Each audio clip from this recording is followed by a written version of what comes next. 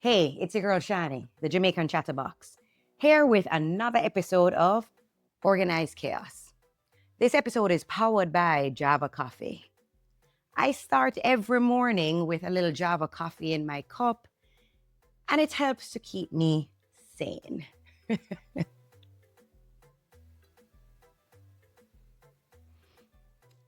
I can't function without my coffee every morning. Yesterday, when I was leaving my studio, I had an interesting encounter. So one of my clients, one of the younger clients, she came to me and she was letting me know that she's been listening to my podcast and how much she loves it. And she thinks my podcast can go global. So I'm really intrigued. I am feeling flattered. My head is swelling. And then she said, Shani, when I listen to you talk, it reminds me of another podcaster who has a TV show and somebody global. I remind her of her. And she's giving me what about my unfiltered, authentic way of speaking that reminds her of this other lady. And I'm feeling really good listening to this comparison. So she's going on and she's telling me the person's name and it seems familiar to me. And I'm like, describe her. So I'm thinking of somebody, but then how she's describing her is matching somebody else. Anyway, when she gives me the name and I Google it, I kind of went, I used to follow her, but I don't really adhere to her philosophies. And it doesn't resonate with me, her views on her marriage and her relationship. So this is how that conversation started. I am very opinionated. I have come to that realization. I try not to be judgmental. But if we're going to be honest, if you have strong opinions and strong beliefs, you are casting some amount of judgment on things you don't agree with or things you don't align with. But I'm fully aware that everybody lives by their standards, their boundaries, their rules for their life, for their relationship. So I was speaking to this young lady about my views on marriage, my views on relationships, and the reason why I chose to no longer follow this other influencer. I love what she's doing and I love the body positivity and femininity and sexuality that she promotes. But for me, once she shared that she opened up her marriage and they are now, I guess, doing polygamy or swinging or that's where, for me, I drew the line. I have boundaries. I have an opinion as to what marriage means to me. And if you expect your marriage to last, I think when you open your marriage to outsiders and bringing other people into your relationship, I'm yet to see a marriage that lasts and that works with it. So as I was expressing to her, I believe marriage takes commitment. Marriage is hard work. Marriage takes sacrifice. Marriage takes having God in the center of it. So whether you are a Christian or not, it takes a lot more than love, attraction, hot sex, a friendship to keep a marriage going. A marriage takes work. When I was younger, I used to have this idea. I saw an interview with me when I won Mr. Jamaica, and I was interviewed on, at the time it was JBC, and they were asking me my philosophy and my view on relationships. And young Shani, with a twinkle in my eye, and I'm watching this video, said, I believe my soulmate will be like a piece of a puzzle. And when I find them, they're going to complete me.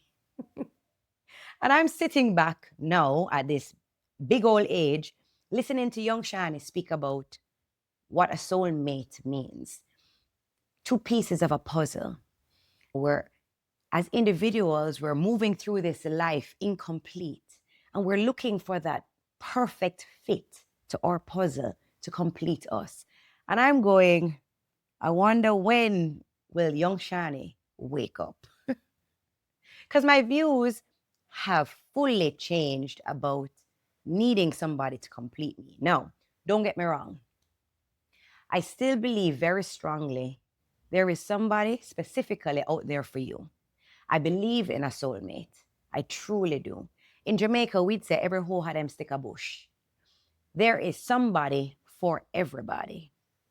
What I don't believe now at this age is that I need anybody to complete me. I believe that you have to be complete and you have to be whole when you find your significant other if that relationship is to work. When two broken people come together, it doesn't make one whole person. Two broken people is going to create a broken marriage that's going to be full of problems and disaster and insecurity and whole heap of other things. You need to work on yourself. You need to work on who you are and maintaining your identity. I was speaking with one of my sisters, and we acknowledged that we shared a different view on marriage. She looks at marriage heavily through scripture, heavily with what the Bible has taught us a woman is to be with her husband. And that when you get married, it's one union. It becomes, you and your husband become one. And there's a certain unity in that. I believe when you marry somebody, you and that person are still individuals, and you come together and create almost a new entity. That entity is the marriage. So I almost believe that a marriage is now three. I don't think it's one. I find when a lot of people think that, oh, I get married and I'm one with my husband, you kind of lose who you are. You lose your identity. You lose your independence. You lose yourself. And with that comes a whole slew of other issues. When I got married, and I got married very young, I got married with certain ideals and wanting to hold on to myself, but also wanting to be married. And there was a struggle for me. When I got married to David, one of the first struggles that I never thought of before was, am I going to give up my last name?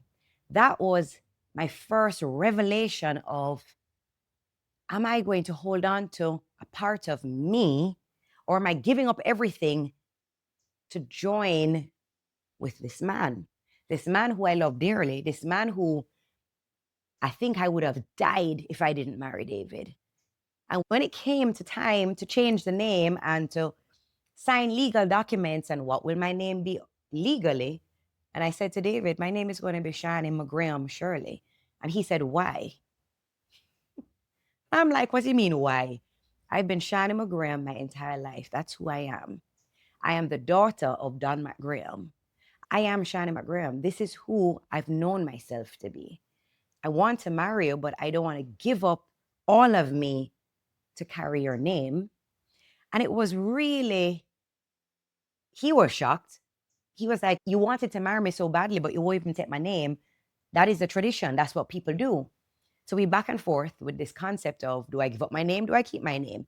And I fought for it because I felt it was very important for me to maintain my identity. So I don't wrong anybody for giving up their name. That's your choice. But I retained my name and I sign it. I speak it proudly. I am Shani McGraham-Shirley. I have cleaved to my husband, yes, as the Bible tells us.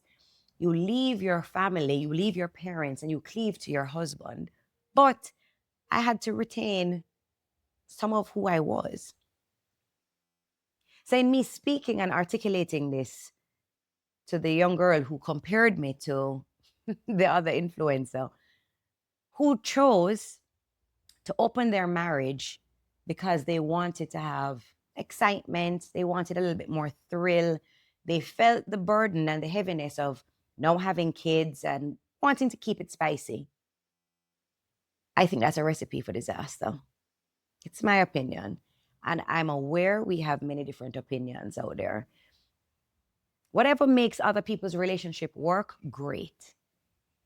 But for me, I'm yet to see a true marriage last 30, 40, 50, 60 years, keeping it as an open relationship. When I choose to be with David and I choose for him to be the only man I'm going to spend the rest of my life with, I'm sacrificing desires of the flesh. And if I'm honest with you, I really can't tell you I desire nobody else out there. I'm yet to see somebody who has sparked my interest that has made it hard for me to make that sacrifice. But for some people, I know it is a sacrifice to deny the natural body's urges of seeing somebody out there and feeling excited and wondering what would it be like.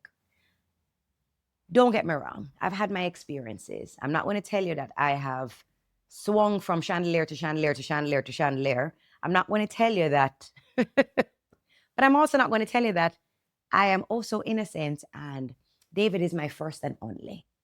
Maybe, just maybe, I could have had maybe one other. Just maybe one other. But I've had my experiences. I have done things that, would I repeat now? Absolutely not. I have no regrets for the life that I've led and the experiences and the relationships I've had before, but nothing about that lifestyle would make me want to jeopardize my marriage now. Marriage is hard work. Marriage takes trial and error. Marriage takes forgiveness. Marriage takes tears, apologies, laughter. Marriage works when you actually choose to marry your best friend. You see, for people who marry because of lust, for people who marry because of excitement, physical attraction, for people who marry because of money, because of status, all of that goes in one sweeping accident, bad investment, illness, all of that goes. If you cannot have a true friendship with your partner, that marriage is going to struggle. I feel like marriage is like a dress with multiple straps at the back. You ever see them sexy strappy dresses?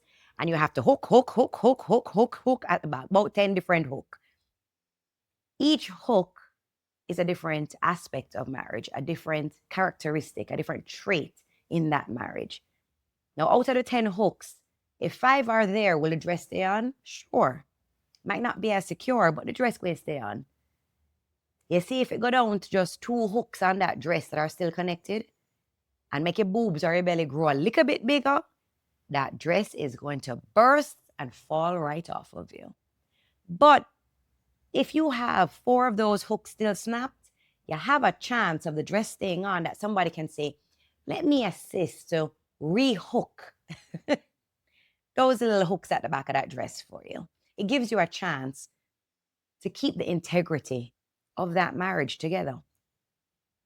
Now, I figured, what better way to really delve into this conversation of marriage and intimacy and what works for me than actually bringing a guest on. And today, this will be the first time I'm having a guest on my podcast. I wonder who that guest would be. So while we take a little coffee break, I'm going to bring out my guest and let him give you some views that he may have on what makes this marriage work.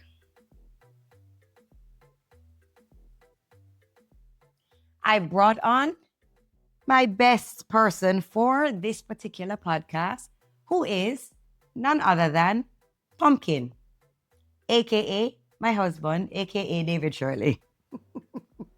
I've been bribed. He has been bribed with love. We're going to share with you one of the very important conversations we had when we were about to get married. Do you remember this particular conversation? I haven't told him what this podcast is about. I haven't told him. I just bribed him, and I won't tell you guys what I did to bribe him. It was a good bribe. It was a good bribe, but I will not share that right now on the podcast. But he is here. So he doesn't know what we're really going to talk about.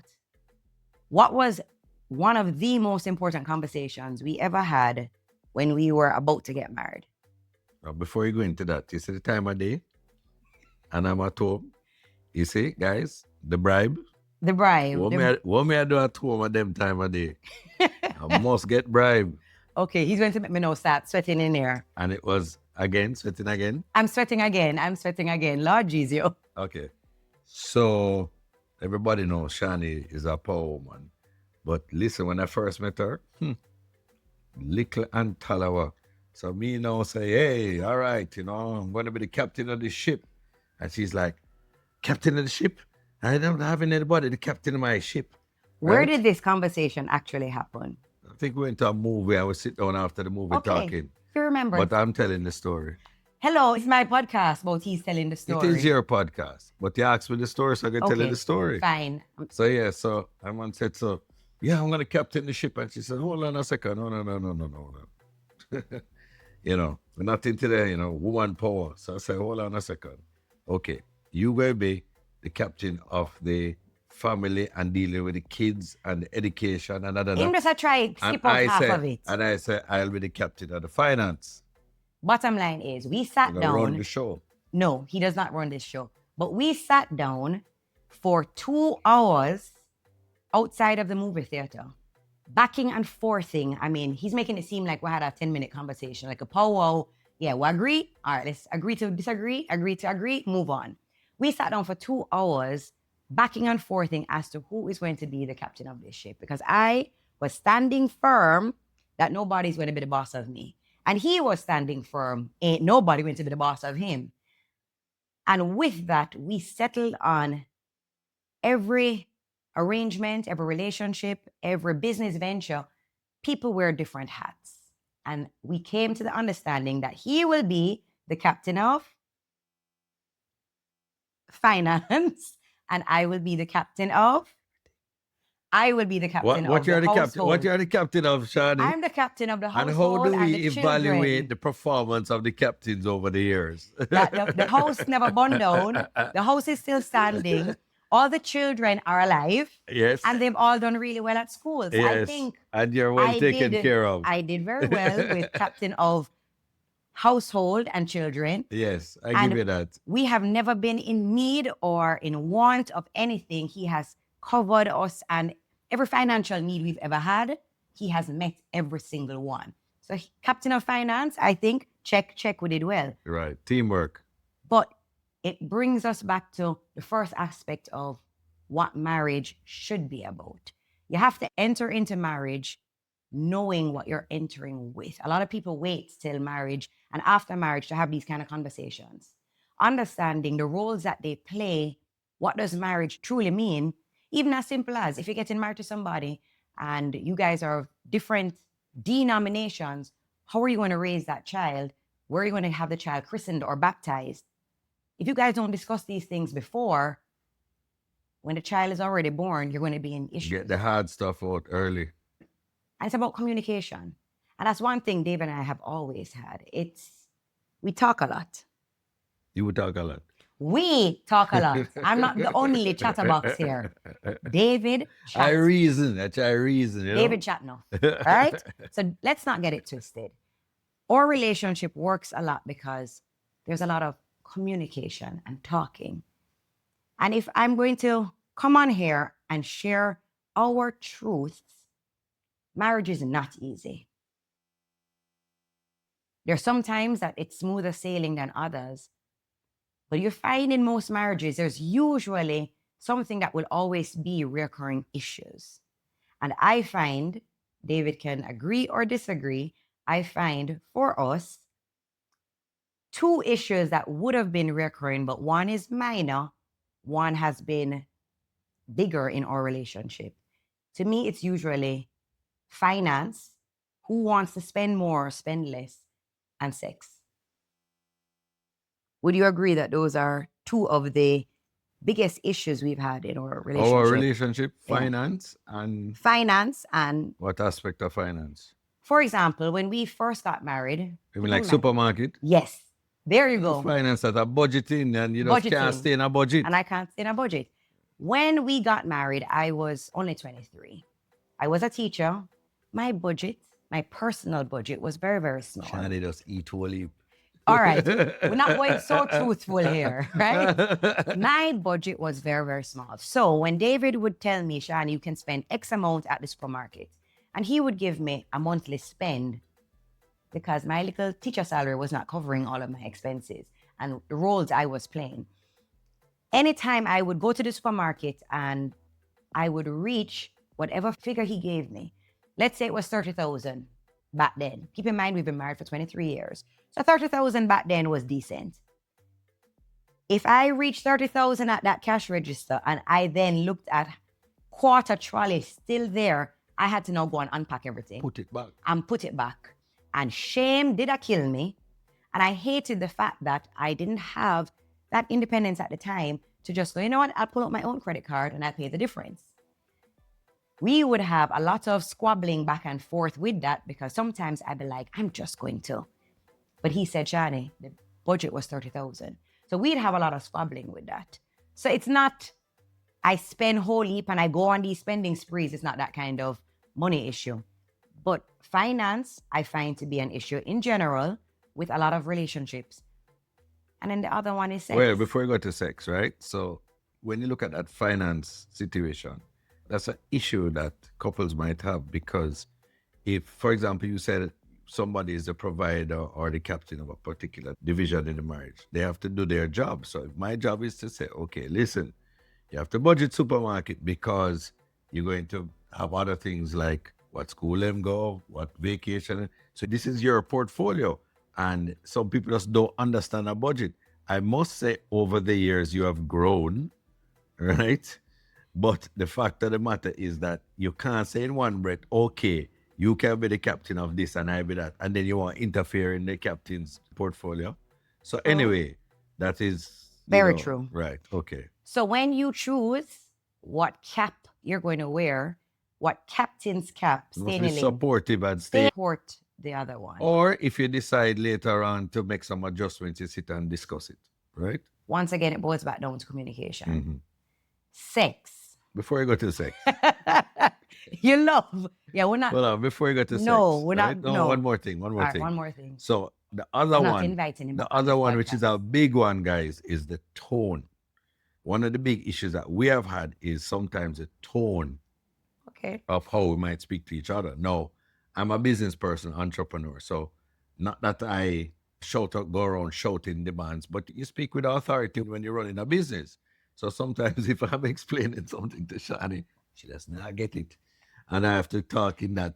She says, you're talking down to me, and it offends her. Okay. Or I was a teacher for 10 years in the classroom. Yes. I remember when I'd come home, David would be like, don't speak to me like I'm one of the children in your class. Yes. And I'm just like, I am just telling you, but you're speaking to me like you're speaking at one of your children. I'm not a kid in your class. So I do agree that the issue with tone, but the truth of the matter is, if he would just do what I ask him to do, I wouldn't have to have a tone. No, you want to talk about sex now. Maybe we need to use that tone now. When we're leading into sex now. Leading into sex. David, get home now. Get home now. I'll reach home. And he stayed home today. Okay, let's not digress. Right. Let's not digress. Right, go on now. Sex. Our biggest arguments that we've ever had with sex in our relationship is one person typically wants it more frequently than the other person. That's what I find to be one of the biggest issues. Now, I'm not going to say David wants it 3 times a day, every day. Oh. But his demands may be greater for me than I am in a position to supply. And there has to be a balance with demand and supply. Position? I never said position. No, I did say position. But Lord have mercy. Lord have mercy. God, come and deal with this man for me. But supply and demand. I find men, no matter what's going on in their life, they can have sex morning, noon, or night. If David's sick and I say, you want peace? He's ready. If David was having an argument at work and he comes home and I say, you want peace? He's ready. If David is hungry, but he realized that he could possibly get sex, he's going to choose it regardless. If the kids are chatting outside the bedroom door and actually banging on the door, David will be like, let's just ignore them and let's just have sex. For me as a woman, I don't know if other women are like this, but for me, I don't function like that. If I am sick, she is sick. If I am hungry, she is hungry. If I am angry, she is angry. If I am tired, she is tired. If the kids are banging outside that door, if I am distracted by them, she is distracted by them. So there are many reasons why I may not always be in the mood. And I find that when David doesn't get it, when he wants it, he will claim he's being understanding, but then to me, he sulks. He sulks. Me? Yeah, Me? I am being honest. But do I look happy today? You look very happy today, and he's smiling like a Cheshire cat, but that's not the reality all the time. I don't know if you're going to get a lot of support from the ladies out there, because not everybody is like that, right? Many of us are. Okay, so, but not everybody is like that. No. Now, the thing is that, you know, Shani, you are the person that you have to be in a particular mood. I remember in the early days, what we used to do a lot is like we'd go to the country every other weekend or so. And when you get Shani out of Kingston, out of the work environment, out of the hustle and bustle, Lux is a different person. Also, when we first started dating and we started in the early part, oh my God, I have to like ease her off. She'd be like all over, come over, mal, thrust out. And she was the aggressor. And right? that is because I had no children, I had no responsibilities. Okay.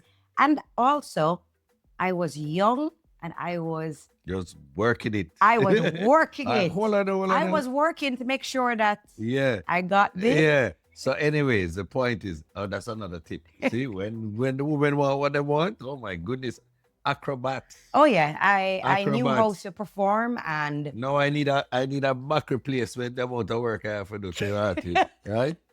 Between that and pickleball. Anyways. But we are about how did we overcome some of these problems? Keep in mind, we've been married again, communication again. 23 years. It gives us a lot of time to talk and express how we're both feeling.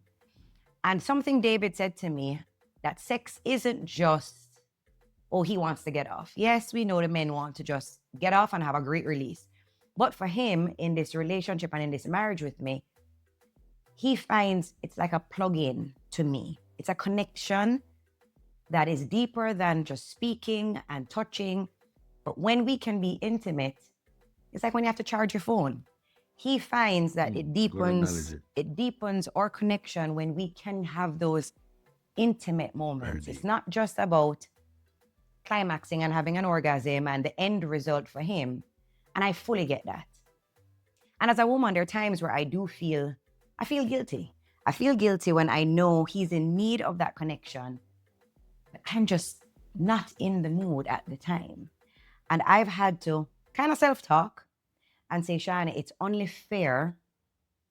A relationship I speak about to people, it's about sacrifice. It's not always what I want.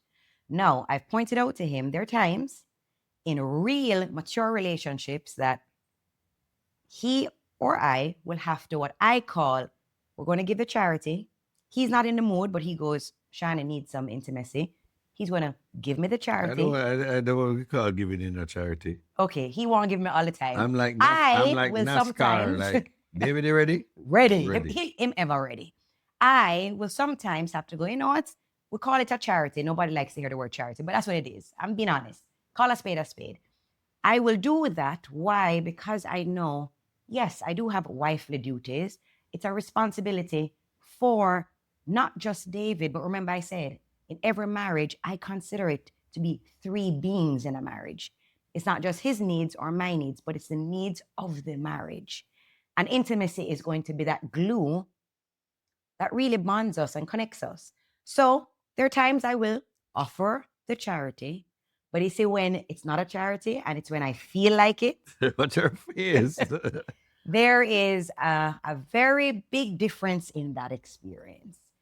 But that is one of the things I've had to do for me and for this relationship, where I will ensure that we don't go too long now without intimacy happening, without the lovemaking. Sometimes it's lovemaking, sometimes it's a good old, and other times it might just a good be old sex. what? Yeah, I'll just give it a good old. And then sometimes it's sex. But I do try not to go too long. I did a poll. I reached out to maybe 100 women in my WhatsApps at my studio to ask them how often are they intimate with their husbands.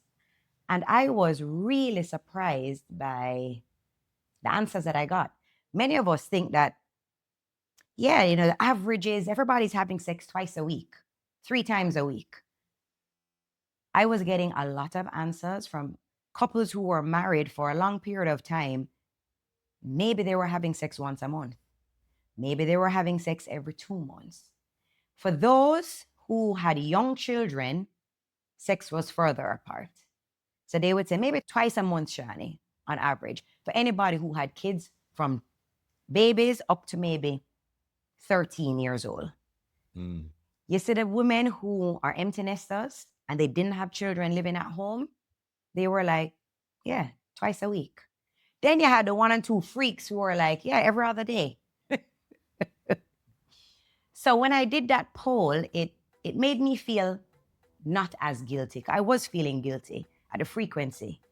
But how often would you like, if I said, David, realistically, how often would you like us to have sex? Like 2 times a week. 2 times a week is fair. Yeah, I mean, because I'm busy too with work and exercise, whatever. But No, if we get away on a weekend, then it can be all free paper gone. But this week just started. Today's what? Tuesday? We're doing where? Yeah. I meet my quota. You got I meet my quota Yeah, already. you can rest for the rest of the week. I can rest for the rest. You're good. We've met our quota. But the bottom line is, relationships are hard work. Put fun and joke aside. Hard work. The sacrifices. Oh, I should tell David what I was speaking about before I invited him on the show. Boy. Yeah, oh boy. I told them I started this episode today because I was asked a question last night. Somebody compared me to another influencer who speaks openly about relationship, love, intimacies with their husband. And this is a global influencer. And they compared me to her. And when I realized who it was, I actually said, I'm aware of who you're speaking about, and I chose to unfollow this person. I love the positivity that they're speaking about, body positivity, and owning and feeling good in your skin. But once she made the decision to open her marriage to being able for her and her husband to have sex with other people, I chose to unfollow this person because my views didn't align anymore. And I said, I, as a woman, believe in monogamy. I believe that once you enter into a marriage, there's a certain sanctity with your marriage. What is your view on monogamy versus polygamy versus what society expects us? Because you can be in a relationship and living one way and have other views. So I'm going to pose that question to you, David. What is your view on monogamy versus polygamy? The choice you made in this marriage to be faithful, is that going against what you think is natural to you, or what are your views? Because you can be in a relationship, and live in one way, but you really have a different view. So I'm going to put it out there and you won't be crucified. Yeah, well, I mean, may you talk about everything. So I think it varies for different people. Yeah. I don't see it as just one way, right? And it depends on the culture. We were just talking about this the other day. We were. I mean, if in some societies, a man have 3, 4 wives, women, in some places in Brazil or something like that, the woman has like 4 or 5 men in the community, the chief thing or whatever. No, it happens. So I can't really judge on that. We're human. But I think the important thing is the connectivity in the relationship and wanting to be with that person and commit to that person. So I think marriages sometimes go through ups and downs. So I can't judge that. But I know that you'll have my head if anything. So but the reality of it though is that, to me, I think that you have to look at how your partner treats you. And you can't sit down and worry about this or that. You just see how they treat you. And when you see things going a little off, communicate and try to get back on track. But I can't be a judge. I can't be judgmental and say one thing is right or the other. I can. I can. Yeah. Well, I think, and it's my opinion, and this is one thing I will be an advocate for. I will be an advocate for. I believe in monogamy. I believe in what Jamaica like to call a one burner. I believe you when you say I do and you choose to enter the sanctity of marriage, I think it should be between two people. I honestly feel that human beings are created to follow monogamy. I don't think there's room for it gets so complicated. And you see it, how I feel that it is truly were to be with one person. If that wasn't the case, jealousy wouldn't creep in. Jealousy wouldn't creep in, and the anger that's associated with jealousy. Hell and powder house, if a woman in particular cheat on a man. All that the man does, typically when you hear about a lot of these relationships with multiple people in there, is usually, I know there are different relationships, but it's usually the man with multiple women. And if you ask him, I just saw an interview with Neil, who just said that he's in a relationship with 3 women. And when they asked him, would you allow any of your women to have, he said, absolutely not. So that alone shows when jealousy creeps in, it's not of a natural thing for us to do with that. And when early in our relationship, I remember David said to me, how come I'm always so comfortable with letting him go out without me? I said, to this point, you have never given me a reason to doubt you, to not trust what you're doing and where you're going and who you're going with. And once I have trust in my relationship, there's no need for me to be jealous. So I don't think you've ever You're seen... just not a jealous person. No, and that's where you see, David didn't... Of course, he wouldn't know who I was before our relationship. I've had a relationship before that I dealt with infidelity, I dealt with cheating, and who I became in that relationship, I mean, I wouldn't want to be with me anymore either. Jealousy took over and I didn't trust anything the person said. I became bitter and I swore I would never be that kind of person again, and I would never do that to myself. I would never stay with somebody who makes me have to pick up his phone and search through the phone or question where you're going or jump in my car and drive to go find. Ladies, I've been there, done that. I've been the crazy girlfriend who You were so young. I was. But I've had to drive to go find where my man park up and all them foolishness. I will never. So it's not that I'm not a jealous person. Once you don't give me a reason to be jealous, I will be the most easygoing partner ever. So, You're still not easy in other areas. Not But easy, with but that? easy with that. No, Shani, don't want to make the people No. feel about the easy in that regard. Yeah, exactly. So you make up for with something else. Have you ever seen the jealous side of me? No. Be honest. Have I ever showed you a jealous side of me? One time, just one time. What did I do with that one time? One time, but that time you never go on nowhere. You slick with it, and No, when was that time? We're not getting into details. I want to know which but time you that saw was. a particular lady that is before we're married. Though. Oh, yeah, okay, yeah. guys. Okay, This was before. no, but I get into the story. This was. What I'm saying. No, we will get into this story. No. Hold on. No. We're going to get into this story. Yes, Father. This was. Let me end up here. How you end up here? This was first of all before we got married. This was early in the relationship. And when Dave and I would go out, I would always leave him out and I would go home before him. Because I'm not a party person. I'm not a night owl. Anyway, we're at a party. And I'm off chatting to some friends. I turn around and I see a woman talking to David. Now, ladies, you know that particular stand-up that a woman have when she's either looking to give the man peace or it's familiar territory and she's already given the man peace.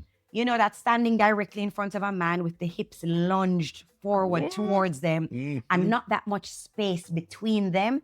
Okay, this is a stand-up that this woman had. So from I see this, I realized, hold on, I don't know this lady. He hasn't told me about this particular one. So I went up to them and I'm looking at the interaction between them. And I guess I was under my liquor. So I wasn't as politically correct in my approach. You did jealous. It's simple as that. Maybe I was a little jealous. Keep in mind, this is before we were married. And I did step in between the very limited space that was between the two of them. So I think my butt bounced her a little bit, and I just looked up in David's face and I said, I can't even remember what I said to you, but I looked up in your face to kind of let her know he is spoken for. So she has stand up behind me, my bottom bounced her back a little bit. And that was the only time that he can recall Guys, what are we going to do with her? me ever being jealous. So the thing about it is that why I tell you that I love Shani, she has about 7 personalities. We're at 7 now? We're at Or 7 now. We're increasing? No, I think we've tapered off at 7 Guys, personalities. Yeah, so sometimes she'll be like, you know if they exist. Sometimes she's all over you. I mean, you just don't know what you're getting. And I'm an Aries, so that's right up my alley, right? My only last point on this, since you draw me out into this something, is that I think that relationships go through stages, marriages go through stages, and this is why I say I don't want to be judgmental, because people go through things and learn. You learn from your experiences and so forth. So I would encourage people, once married, to try and reach to that place where your spouse is your best friend, you like doing things with them, you communicate, and you build on that. But that doesn't just come just like that. You go through things, eh? So that's my opinion on it. And as I said, when it reaches to the jealousy thing, I think you just have to see how the person treats you, right? And I mean, you can't control the other person's feelings, etc., right? Feelings are feelings. Remember that one? Feelings are feelings, So- and feelings can never be wrong. Right. So You don't have to agree with your partner's feelings, but you have to respect them and acknowledge that this is how my partner feels. I see when you wear them color thing, you know, you just get yourself in a trouble, right? Yeah, he just loves me from my head to my toes. I do. So with that, I think this is a good note to wrap up this first dual And podcast. only, No, person only. it will not be the only. We're going to invite him back. We're going to invite him back to give you the male perspective and just to keep the conversations going. Marriage is hard work, but it's worth it. Give yourself completely. It is till death do us part. What? He cannot leave, but make that commitment. On a serious note, it's till death do us part. It is a commitment that you make. People put more effort and energy into going into a business deal and a business arrangement and signing of contracts than they do entering into a marriage. Do the work leading up to the marriage and know that you are giving it your all with no exit clause. So until the next time, Can I get the final word? no, the final word will be mine. So until the next time, a joke. You want to say something? Oh, I just remember the point about it's not 50-50. Sometimes it shifts. You remember that? Absolutely. It's Yeah? not 50-50. So if you go into it, say, no, it's 50-50. The bills are 50-50. This is 50-50. That's not going to work. Sometimes your partner going to need you to be more supportive and then vice versa. So, It is never 50-50. Yeah. But that's for a whole nother podcast. Like, there are so many things that we can actually share and impart with you, and we will. We will, for what has made our marriage work. And it's not cookie cutter. What works for us may not work for somebody else. But we're building community and we're encouraging people to share. Each one help one. So if you're a married couple and you know that you've gone through your rough patches and you've made it out on the other side, help another young couple to get to where you are. So on that note, can I do my wrap up now? Absolutely, boss. Thank you. Oh, I like that. Oh. I'm smiling. Today was a good day. Things might be looking up for you for the rest of the week, sir. What? On that note, let's keep the chatter going.